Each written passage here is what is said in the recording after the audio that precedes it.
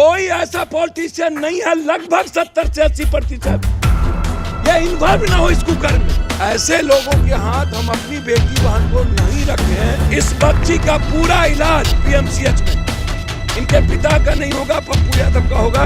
नमस्कार, आप देख रहे हैं लाइव सिटीज़ में हूँ आपके साथ शिवम। इस वक्त हम मौजूद हैं राजधानी पटना के बहादुरपुर इलाके में और आप तस्वीरों में देख सकते हैं कि कल यहाँ पर एक बड़ी घटना को अंजाम दिया गया था। ऐसे में मौके पर जन अधिकार पार्टी के राष्ट्रीय अध्यक्ष पप्पू यादव पहुँचे हैं और उन्होंने पीड़ित परिवार से मुलाकात की है और साफ तौर पर सरकार से यह मांग की है कि जो युवक है उसे फांसी होना चाहिए। क्या कुछ कह रहे हैं पूर्व सांसद पप्पू यादव, पहले आप वो सुने।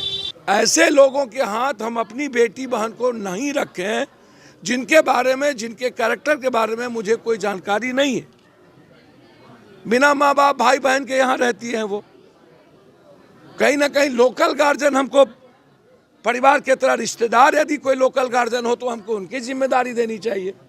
यह मेरा सवाल है बहुत बड़ा और मैं इस पर अभी खुल के नहीं बोल रहा हूँ। मैं बोलूँगा परसों लड़कियों के हॉस्टल पर मैं कल ओपन परसों बोलूंगा।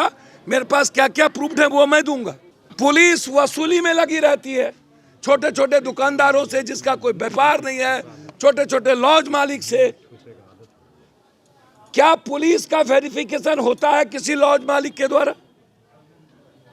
कौन रह रहा है पुलिस के यहाँ? कोई हमारे कौन लड़के लड़कियां रह रही है? क्या पुलिस उसको जानकारी रहनी चाहिए कि नहीं उसके थाने के अंदर कौन रह रहा है? ये आवश्यक है इंक्वायरी। भाई परिजन की स्थिति क्या बताऊं? आप कल से हंगामा हो रहा है, आप 20,000 रुपया क्या लॉलीपॉप दे रहे हैं क्या?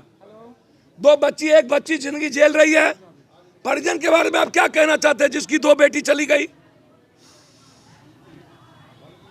वो कह रहे हैं कि बड़ी साजिश है, इसमें गहरी साजिश है।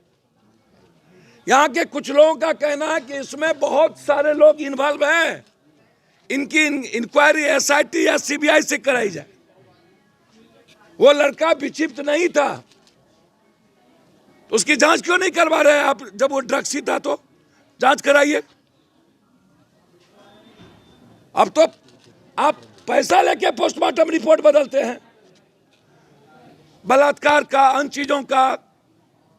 मैं जहां जाता हूं आप कहते हैं कि बलात्कार सिम्टम है, कुछ नहीं हुआ। घटना बहुत विदारक है। पटना की राजधानी में हमारी कोई बच्ची सुरक्षित नहीं है।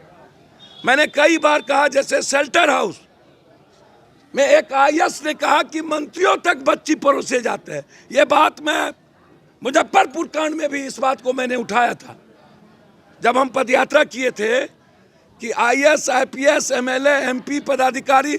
नरूना बलात्कार केस में कौन कौन आईएएस है जिस बच्ची को बलात्कार करके मारा गया मुजफ्फरपुर में? क्यों सीबीआई इंक्वायरी पर नहीं पहुंची अभी तक? उसमें कौन कौन राजनीतिक व्यक्ति हैं, कौन कौन आईएएस है? क्या सीबीआई को जानकारी नहीं है कि नरूना उस 16 साल की मासूम बच्ची को मुजफ्फरपुर में मार दिया गया? आज तक सीबीआई उस पर नहीं पहुंची। कहाँ है? शेल्टर हाउस में कौन कौन बड़ी मछली है? क्योंकि उसका कोई माँ बाप नहीं है, भाई बहन नहीं है, इसलिए कोई लड़ने वाला नहीं है। यह बिहार की दुर्गति है कि बच्ची को जब मारा जाता है, शोषण किया जाता है, बलात्कार किए जाते हैं तो जाति धर्म पूछा जाता है, किस जात का बलात्कार हुआ, क्यों जात इन्वॉल्व है। यह है बिहार। बच्ची के बारे में नहीं पूछा जाता है किस जात का लोगों ने, किस जात के लड़के थे और किस जात की बेटी थी। यह है सोसाइटी। समाज कम दोषी नहीं है। बस हो करेंगे, हंगामा करेंगे, बात खत्म हो गई। ये बेचारे या परिवार गया बिखर, फिर पुनः मुस्को बाबा, फिर चुहिया की चुहिया, फिर भगत सिंह मेरे घर में ना हो, भगत सिंह दूसरे के घर में।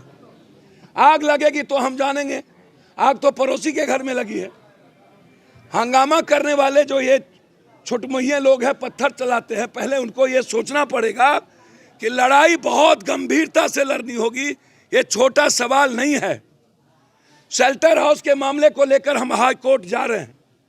रियल में सारी बच्चियों को रसूखदार के बाप बेटे के घर पहुंचाया जाता है।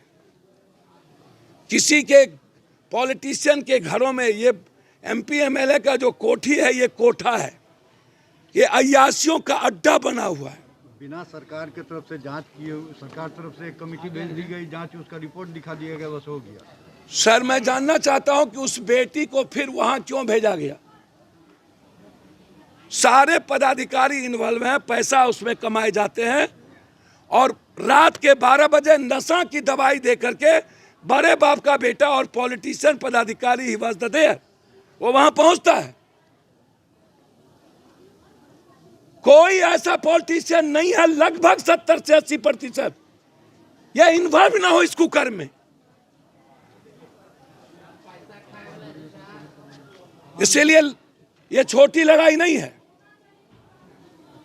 हम एसआईटी की मांग करते हैं, मुख्यमंत्री जी से अभी बात करेंगे कि आप निष्पक्ष एसआईटी की जांच करिए। वो लड़के के पीछे और कौन कौन है, इसकी भूमिका क्या है, उसका पूरा का पूरा कॉल डिटेल निकालिए मोबाइल का। वो किससे किससे बात किया उसके पहले, उसको छुपाइए नहीं, दिग्भ्रमित मत करिए, सच्चाई सामने लाइए।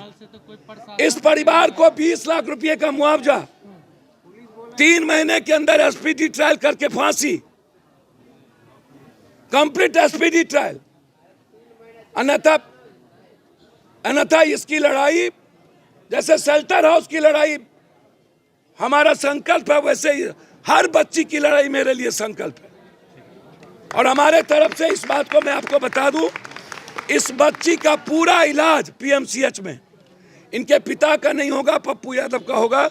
अभी से उसकी दवाई, उसकी इलाज का खर्चा हमारे मेडिकल जो हमारे देखने वाले हैं वो जाकर के वहाँ रहेंगे और उसकी पूरी खर्चा, जरूरत होगी तो प्राइवेट में होगी, हम वहाँ से प्राइवेट ले जाएंगे, वहाँ की मदद नहीं होगी तो पूरी इलाज उस बच्ची को बचाने की जिम्मेदारी मेरी होगी। तो आपने साफ तौर पे सुना, पूर्व सांसद पप्पू यादव का कहना है कि जिस तरह से इस युवक ने इस बड़ी घटना को अंजाम दिया है, ऐसे में पुलिस कहीं ना कहीं कार्रवाई करने से बच रही है और साफ तौर पे उन्होंने सरकार से मांग की है कि पीड़ित परिवार को 20 लाख का मुआवजा मिलना चाहिए। साथ ही साथ एसआईटी गठित होकर जांच जो है वो होनी चाहिए। अब देखने वाली बात यह होगी कि जिस तरह से पूर्व सांसद पप्पू यादव ने सरकार को बड़ी चेतावनी दे दी है, तो ऐसे में अब सरकार क्या कुछ आगे कार्रवाई करती है। बहरहाल अब बने रहे हमारे साथ। अगर आपने हमारे चैनल को सब्सक्राइब नहीं किया है तो जल्द से जल्द सब्सक्राइब कर ले। धन्यवाद।